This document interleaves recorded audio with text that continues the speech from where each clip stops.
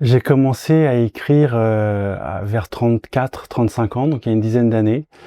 Il m'a fallu une dizaine d'années pour trouver la première maison d'édition qui accepte de publier donc Migrer vers les hauteurs, qui n'est pas le premier texte que j'ai travaillé, mais qui est le premier texte qui trouve le chemin de la publication. Je l'ai diffusé d'abord à 20 maisons d'édition et j'ai eu aucune réponse positive, puis à 50, et c'est finalement dans le cadre d'un appel à texte qui était ciblé vraiment sur l'imaginaire autour un imaginaire autour de l'Asie.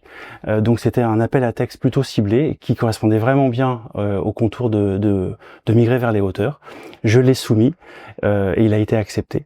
Donc voilà un chemin donc 8 ans d'écriture, puisque c'est un roman que j'ai commencé voilà, il y a pas mal d'années de ça. Et donc il y a eu tout un travail de réécriture, de plusieurs versions.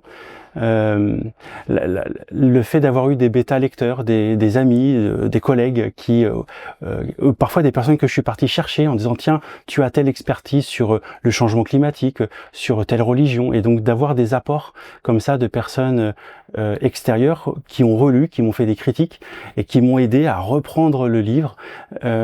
Parfois il fallait que je le laisse décanter pendant 6 mois, 1 an pour le reprendre, regagner sur une nouvelle version. Donc ça a été vraiment un travail de longue haleine, mais en même temps, voilà, dans le souci d'essayer de pousser le livre aussi loin que possible, de l'améliorer autant que possible.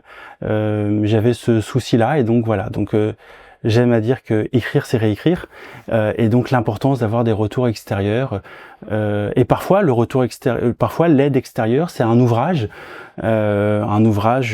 sur comment construire un récit, qui peut aussi, je pense à l'anatomie des scénarios de Truby par exemple, qui peut apporter des éléments d'améliorer tel personnage, telle histoire, telle profondeur, dégrossir, le terme n'est pas joli, mais voilà, réduire au plus fort. Donc à chaque fois, voilà, c'est des nouvelles versions jusqu'à heureux, voilà, de trouver un éditeur, le labyrinthe de Thé.